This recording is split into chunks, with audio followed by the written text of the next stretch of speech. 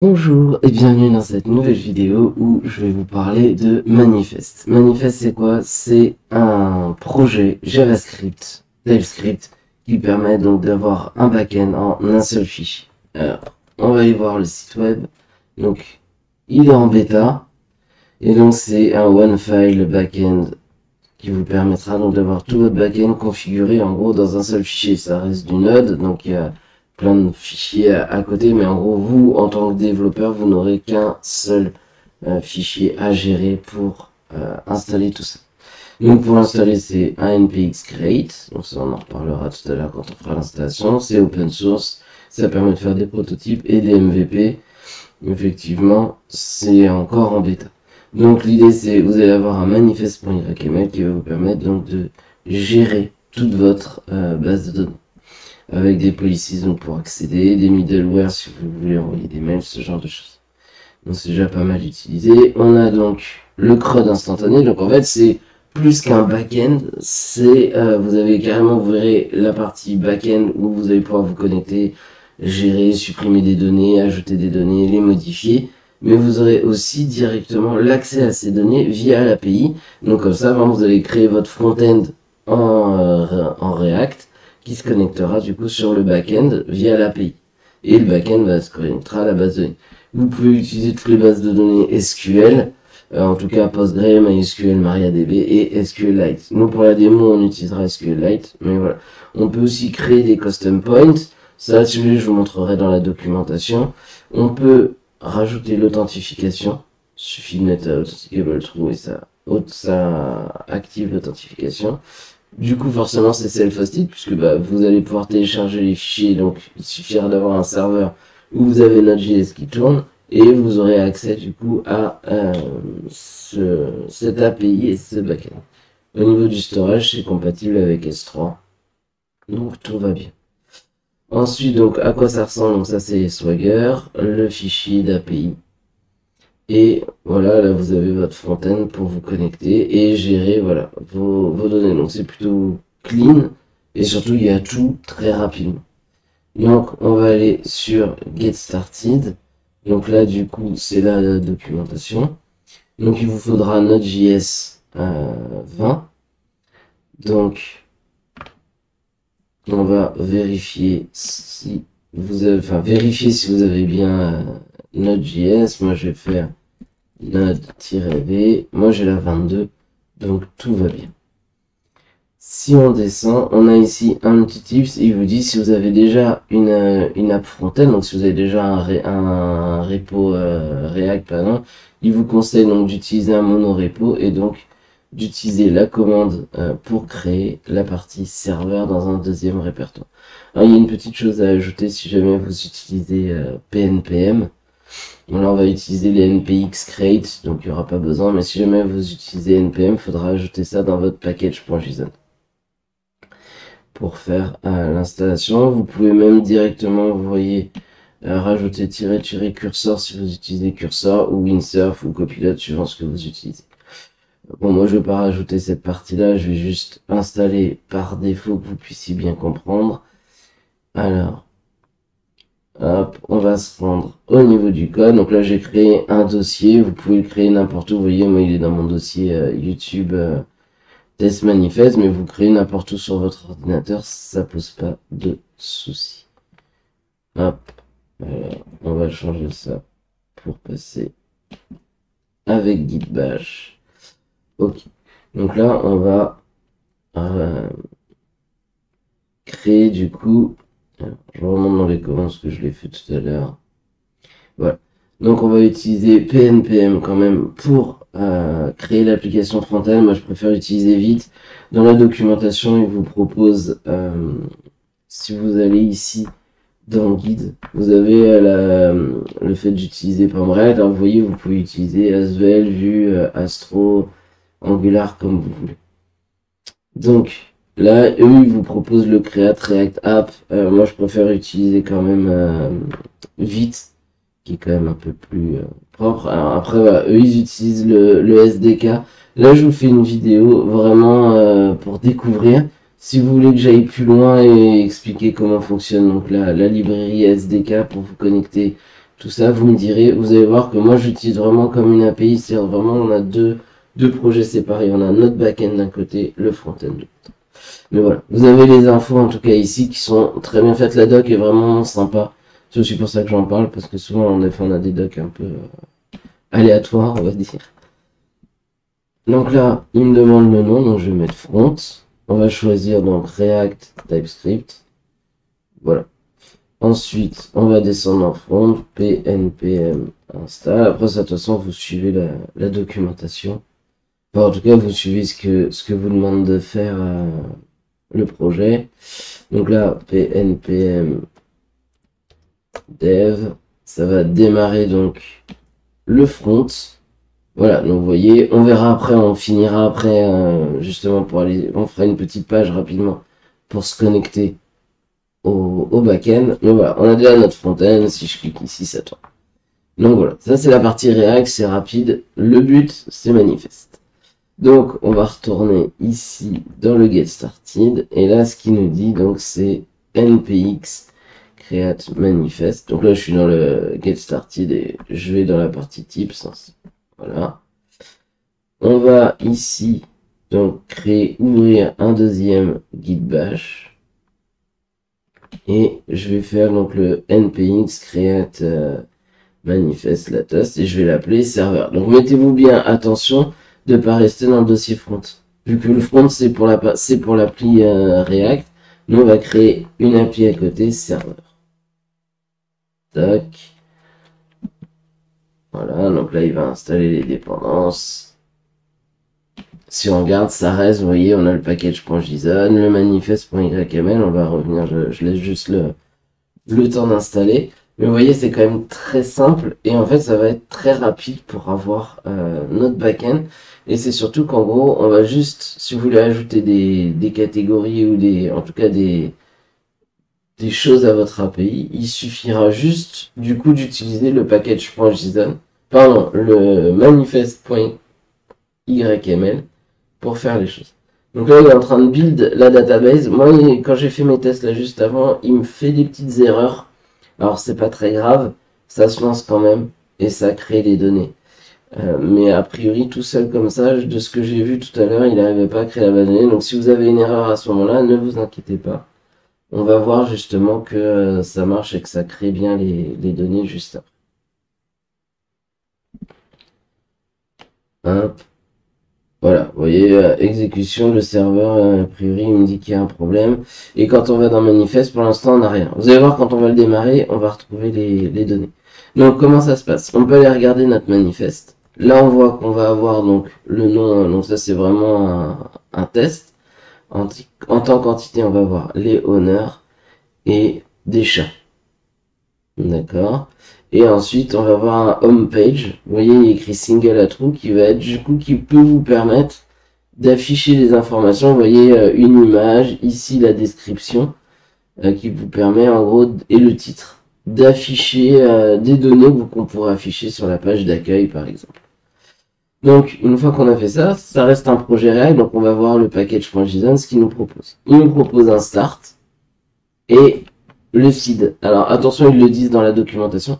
Le seed, si vous lancez la commande seed, ça va vous insérer les données dans la base de données. Donc attention parce que avant de les insérer, ça supprime les données qui y sont déjà. Donc le seed, la première fois c'est bien, mais après il vaut mieux peut-être éviter. Donc on va faire le start. Donc je vais faire cd serveur pnpm start. Ouais. J'ai fait une erreur. CTRL C, pardon. On va faire npm run. Bon, on peut faire npm start. Ça marchera très bien. Voilà, donc là, il est en train de démarrer. Donc, vous voyez qu'il va chercher dans notre module. Donc, voilà. Il n'y a pas qu'un seul fichier, mais c'est un seul fichier de configuration. Donc, maintenant, on va aller voir l'admin panel. Donc, on arrive ici. On a, vous voyez, un joli panneau. Donc la première chose, il nous demande de créer un user. Donc je vais créer un user. Voilà. Sign up Et ici, du coup, vous voyez qu'on a nos settings. Donc, on voit les admins. On peut même créer des nouveaux admins. Et on a les connexions. Et on se retrouve avec Owner et Cats. Alors évidemment, pour l'instant, on n'a rien. Et vous avez aussi le Home Content. Vous vous souvenez, il y avait title, description, cover. Donc, Owner, on va créer un Owner. Donc, on va dire on va mettre une date ici. Donc voilà, il m'a créé ma donnée. Et si je reviens ici, vous voyez dans mon tableau, je me retrouve bien avec mes données. Ensuite, bon, on peut les voir, ça on a vu. Et on peut les éditer. Donc vous voyez, on a un back-end très rapide. Et tout ça à partir d'un seul fichier YML. On peut aller du coup dans les chars. On va faire créer un nouveau char. Cacahuète, l'âge 8 ans. Birthday, on va dire, allez, le 9 août. Et le honneur, on va choisir donc le honneur que j'ai créé. Et là, du coup, vous voyez, on a créé nos données. On a la même chose, on a le edit, le delete. Je vais pas supprimer maintenant. Mais voilà, donc vous voyez, on a les données très très rapidement. Donc ça, c'est ce qu'on appelle les connexions, c'est-à-dire que vous pouvez en avoir plusieurs. Et vous avez le home content, vous voyez ici. Vous n'avez qu'une seule donnée. Si je fais edit, voilà, on a même ici, vous pouvez ajouter une image, vous avez la description, le titre. Peut-être ce que je dirais qu'il manque, c'est le bouton retour. Mais bon, on a directement les infos ici. Donc c'est pas non plus un problème. Donc maintenant qu'on a ça, c'est très bien. Maintenant, ce qu'on voudrait, c'est pouvoir faire communiquer notre application React ici. Donc là, on a vu la partie backend. Et donc, si on revient ici, on voit qu'ici, on a API documentation. Et on voit que c'est en localhost 11 API. Donc, on va cliquer dessus, sur le lien. Ça ouvre ici. Et donc, voilà, ici, on a accès donc à notre Swagger. On voit ici, d'ailleurs, si vous voyez, si vous connaissez un petit peu Swagger, on a ici, au niveau des owners, on va avoir donc le post, le get. On voit que les get, a priori, ne demandent pas d'authentification. Là, on va tester. Si par exemple, on va ici dans get, on peut faire try it out. Donc là, en fait, vous allez pouvoir passer des filtres. Vous avez les order by sur tous les champs qui existent. Donc vous voyez, tout est vraiment géré directement. On peut même aller chercher les relations, les noms. On va vraiment faire plein de requêtes. Et ici, du coup, on va faire execute. Là, on voit ici donc la requête. Donc on voit qu'il a été cherché API connexion owner. Et il a accepté. Et donc ici, il nous a renvoyé donc tous les owners. Et il y en a 10 par page. Donc on a la première page. Et donc là, vous voyez, on va avoir donc une réponse paginée directement avec dans la variable data, on a nos données. L'ID, le name, le birthday, on retrouve bien les choses. Voilà. Si par exemple, et là ici on a select option, ça on verra. On voit qu'ici par contre, ça demande l'authentification. On voit ici que si on veut récupérer les chats, on va pouvoir execute. Et on récupère les chats. Alors, admettons, vous voulez pas donner l'accès à vos honneurs, vous voulez qu'il y ait une authentification. Donc, si on va dans la documentation, vous avez authentification. Donc, ici, voilà, il va falloir rajouter, donc, bon, on reparlera ici du token secret dans le point env, mais en tout cas, ici, vous allez juste mettre authenticable at true. D'ailleurs, on va peut-être faire ça. On va récupérer l'entité patient, c'est très bien. En vrai. Allez, on va aller là-dedans. Donc, qu'est-ce qu'il faut faire? Eh bien, on va aller ici. Dans les entités, vous voyez qu'on a owner, cat, homepage. Donc, je vais le mettre à la suite. Donc, attention, c'est du YML. Donc, il faut respecter l'indentation. Donc, vous voyez que home, il est là. Donc, on respecte, on met patient ici, authenticable, bon, on peut le laisser, je vais juste effacer ça, j'aime pas trop. Voilà. Et là, on voit que notre patient, il aura juste un nom. Et là, on a mis authenticable à tout, donc on va voir. Hop. Donc ici, on va se rafraîchir.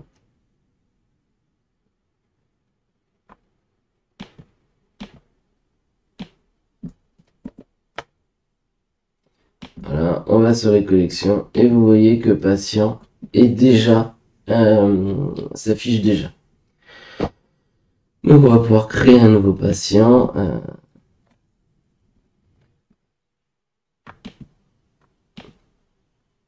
Test. On va soumettre, donc là, test arrobase test.com.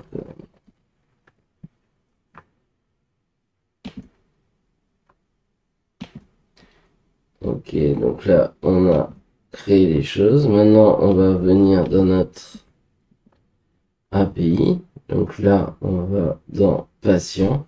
Et là, on voit qu'ici, vous voyez, ici, maintenant, il y a le petit cadenas qui dit qu'on n'a pas accès, du coup, au patient. Si on fait try it out et qu'on fait execute, il va nous dire qu'on est forbidden.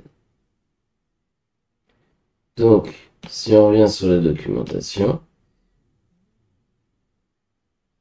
il va falloir, en fait, on va pouvoir se loguer ici, vous voyez, avec soit en tant qu'admin, soit avec Authenticable Entity.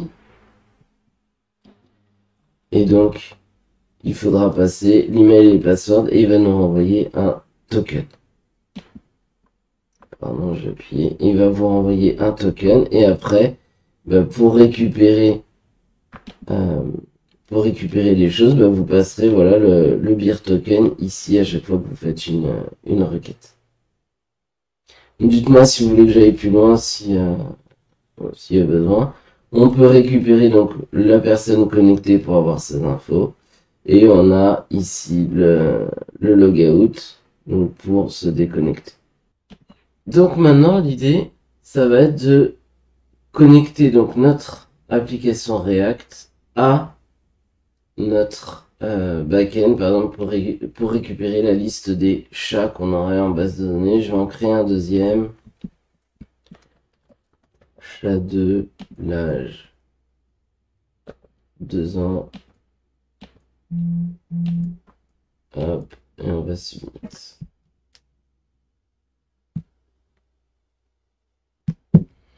Donc là, on a nos deux chats. Ici, au niveau donc de notre application React, on va aller nettoyer un petit peu tout ça. Je vais aller dans Frontend, SRC, alors Assets, on va supprimer. App CSS, on va supprimer. Index, hop, je vide. Et maintenant dans App, on va retirer tout ça ici.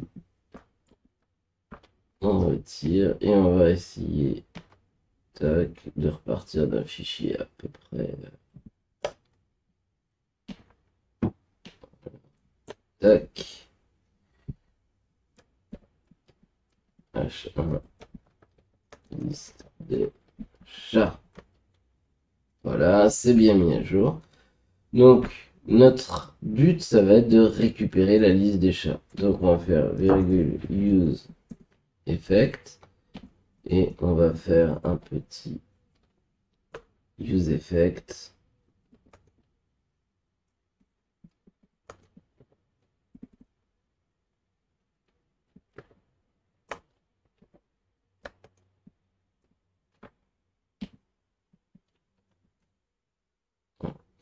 Et donc, ce que j'ai envie, donc là, je retourne, vous voyez, sur, je vais essayer d'aller, voilà, sur mon NPM front. On va redémarrer plusieurs fois. Ok, donc là je vais faire un CTRL-C et je vais faire npm install Axios. Moi j'aime bien utiliser Axios dans mes projets. Vous n'êtes pas obligé, vous pouvez le faire si vous préférez Fetch. Vous pouvez le faire avec Fetch. Moi c'est vrai que je préfère avec Axios. Hop, on va faire import Axios. Voilà. Donc là, ce qu'on va vouloir, on va créer du coup const get data, qui va être une fonction asynchrone. Pardon.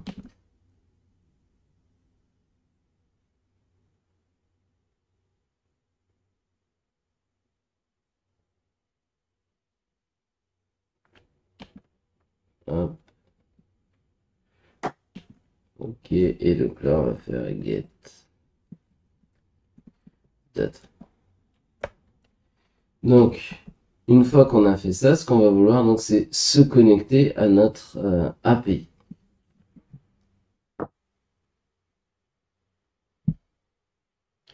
Donc, pour se connecter à l'API, on va du coup avoir besoin d'Axios. Donc, je vais faire const res, donc la réponse, qui va être un await de Axios.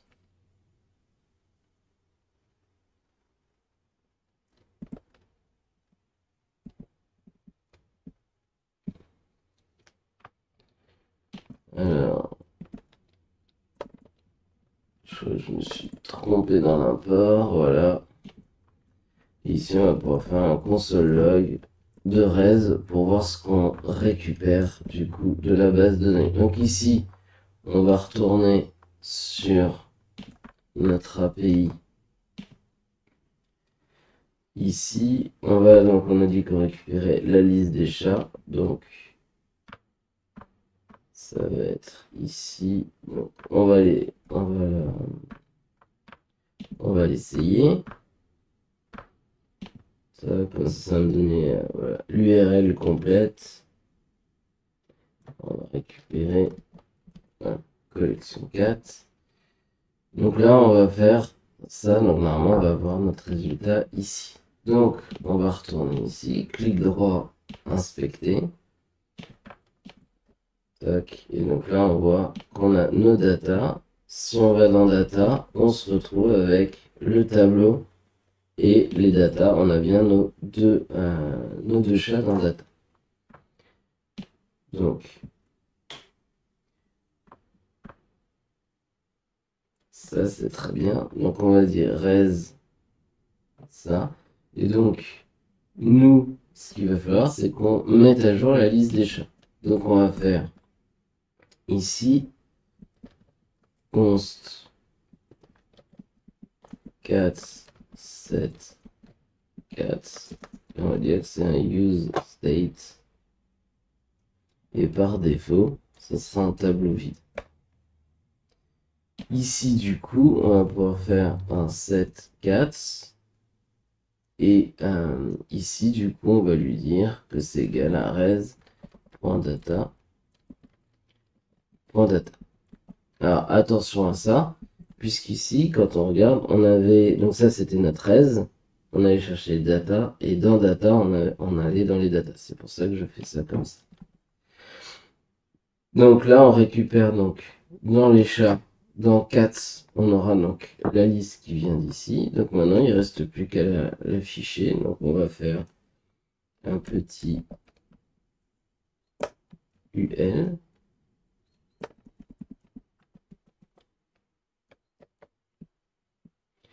Et on va pas faire le LI tout de suite. Tac, on va faire cats.map 4.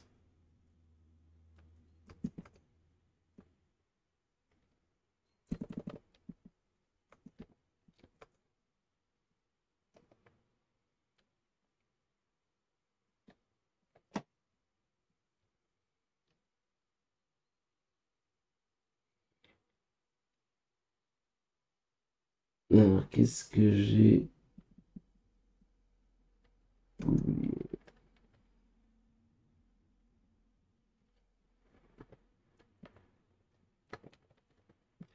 4. On va mettre name pour commencer. Donc ici,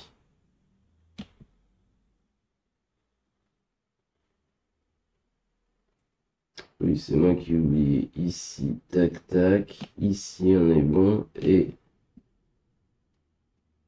il faudra faire. Voilà.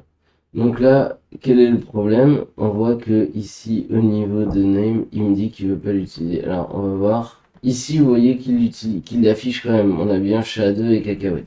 Donc, qu'est-ce qui se passe? C'est parce qu'ici, j'ai pas défini le type.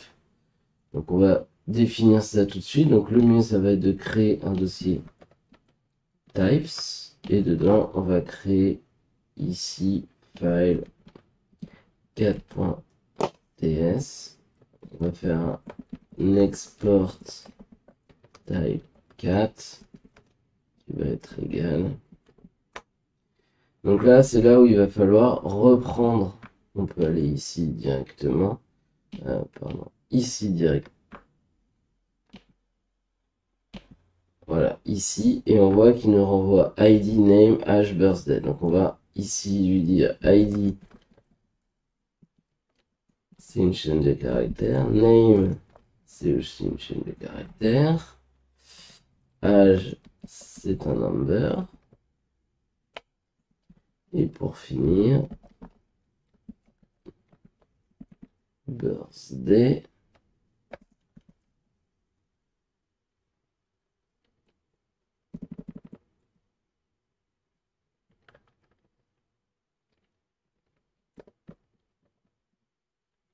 C'est une date.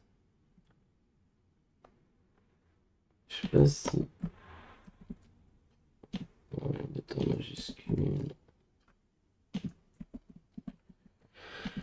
Hop. Donc là, comme ça, on a bien notre objet. Donc maintenant, du coup, notre type, il va falloir le récupérer. Donc on va faire import 4 from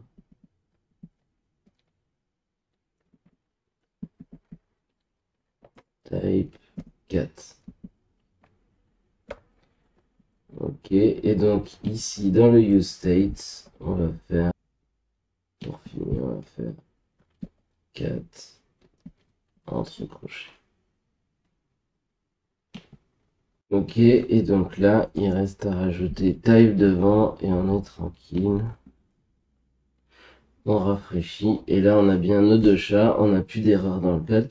Donc voilà, vous voyez comment on peut se connecter. Donc on se connecte via l'API. Voilà.